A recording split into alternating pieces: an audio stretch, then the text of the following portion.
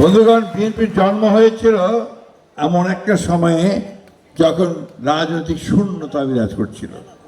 স্বাধীনতার ঘোষক শহীদ প্রেসিডেন্ট জিয়া রহমান সেটা উপলব্ধি করেই বিএনপি প্রতিষ্ঠা করেছিলেন এবং তিনি বাংলাদেশ জাতিকে একটা নতুন জাতীয়তা দিয়েছিলেন, দর্শন দিয়েছিলেন, বাংলাদেশী জাতীয়তাবাদ।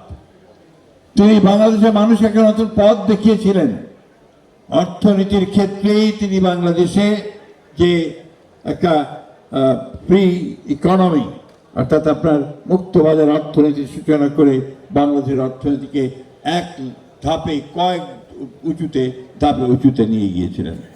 তিনি বাংলাদেশের পলিটিক্সে একটা পূর্ণ পরিবর্তন নিয়ে এসেছিলেন সেই স্বাধীনতার মধ্য দিয়ে, তার বহুদলীয় গণতন্ত্রের মধ্য দিয়ে।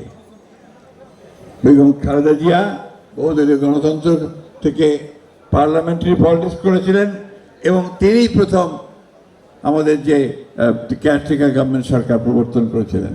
আর আজকে আমাদের নেতা তারেক রহমান তিনি 31 দফা দিয়ে একদিকে রাজনৈতিক কাঠামো পরিবর্তন রাষ্ট্রের, অন্যদিকে অর্থনৈতিক কাঠামো পরিবর্তন, এই দুটোই তিনি আজকে পথ দেখিয়ে দিয়েছেন আমাদের বন্ধুগণ। দীর্ঘ সংগ্রামের পরে আমাদের অনেক রক্তপাতের মধ্য দিয়ে আমরা আজকে একটা সুযোগ পেয়েছি আমাদের রাষ্ট্রকে নিজেরা গড়ে তুলবার। সেইখানে আজকে আমাদেরকে কাজটা করতে হবে।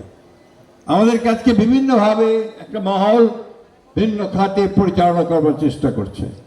এই নির্বাচন যেটা এখন একমাত্র বিকল্প এই দেশকে রক্ষা করবার, সেই নির্বাচনকে আজকে বিঘ্নিত করবার, তাকে ব্যাহত করবার প্রচেষ্টা চালানো হচ্ছে।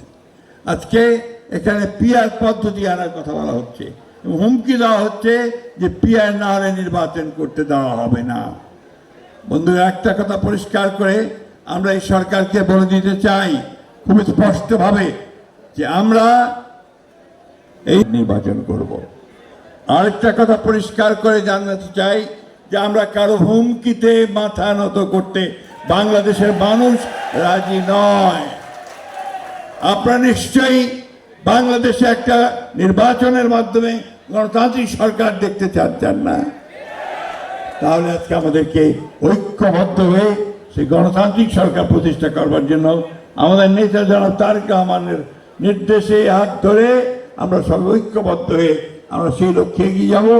ইনশাআল্লাহ নির্বাচনের মধ্য দিয়ে আমরা জনগণের সরকার প্রতিষ্ঠা করে, বিএনপি সরকার প্রতিষ্ঠা করে আমাদের নেতা তারেক রহমানকে আমরা প্রধানমন্ত্রী নির্বাচিত করতে পারবো এবং বিএনপিকে আবার ক্ষমতায় নিয়ে আসতে পারবো। এই কথা বলে আজকে এই প্রতিষ্ঠার দিনে আমি সকলকে ধন্যবাদ এবং কৃতজ্ঞতা জানিয়ে, বিশেষ করে যারা প্রাণ দিয়েছেন, যারা শাহাদাত বরণ করেছেন তাদের প্রতি শ্রদ্ধা জানাচ্ছি, যারা পঙ্গু হয়েছেন তাদের প্রতি শ্রদ্ধা জানাচ্ছি, যারা দিনের পর দিন জেল খেটেছেন তাদের শ্রদ্ধা জানাচ্ছি। আসুন সমস্ত ব্যথা বেদনাকে সঙ্গে করে আমরা একত্রিত করে আমরা সামনের দিকে এগিয়ে যাই। আপনাদের সকলকে ধন্যবাদ। আসসালামু আলাইকুম।